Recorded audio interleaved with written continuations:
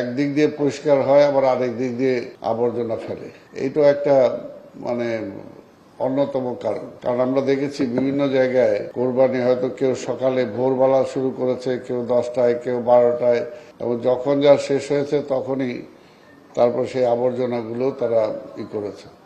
তবে আমি তারপরও ঢাকাবাসীকে ধন্যবাদ জানাতে চাই যে এবার পুরোপুরি না হলেও অনেকাংশে তারা চেষ্টা করেছে যে আমরা যে চটের ব্যাগ দিয়েছি, এবং কিছু কিছু জায়গায় তারা নিজেরাও চটের ব্যাগ সংগ্রহ করেছে, করে সেগুলোতে আবর্জনা তারা ফেলেছে।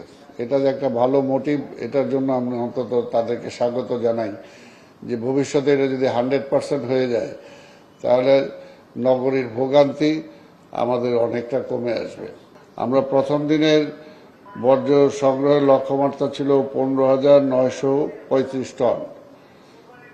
আমরা রাত 8:30 পর্যন্ত সংগ্রহ করেছি 12,684 টন, এবং এটা যদি রাত 12টা পর্যন্ত চলে তা আমরা আশা করি যে আমরা যতটুকু সংগ্রহের টার্গেট দিয়েছি তা অতিক্রম করে যাবে, এবং সেটা অলরেডি এখনো সংগ্রহ হচ্ছে।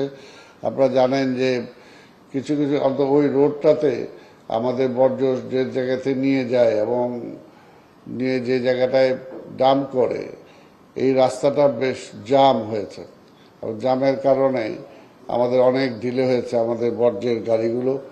আর দুই একটা গাড়ি বর্জ্য সংগ্রহের তারা আসলে তাদের অসুবিধাও হয়েছে, তাদেরকে এই চাকা পাল্টাতে হয়েছে, কিছু কিছু সমস্যা হয়েছে, সেই কারণে কিছুটা ইয়েছে, যেটা নর্মাল, এটা হওয়াটা স্বাভাবিক। আমরাও ধরে নিয়েছি যে শতকরা 100% সব গাড়ি যদি একই রকম সার্ভিস দিবে, কিছু ডিস্টার্ব হবে না, এটা তো হতে পারে না। হাটের ব্যাপারটা যেটা আপনারা জানেন যে এর আগেও আমরা বলেছিলাম যে হাটের যা ইজারাদার তাদের নিজেদেরই সেটা করার কথা, কিন্তু তারা করে না। তো সেটাও আমরা পরিষ্কার করছি, এবং সেটা প্রায় 60% আমাদের লক্ষ্যমাত্রা আমরা অর্জন করেছি হাটগুলোতে। আমরা তো 3 দিনের 72 ঘন্টার মধ্যে হাটগুলোর পুরো পরিষ্কার করার কথা, আমরা প্রথম দিনই 60% করছি। আমরা আশা করি কালকের মধ্যে হয়তো ম্যাক্সিমাম আমাদের হয়ে যাবে।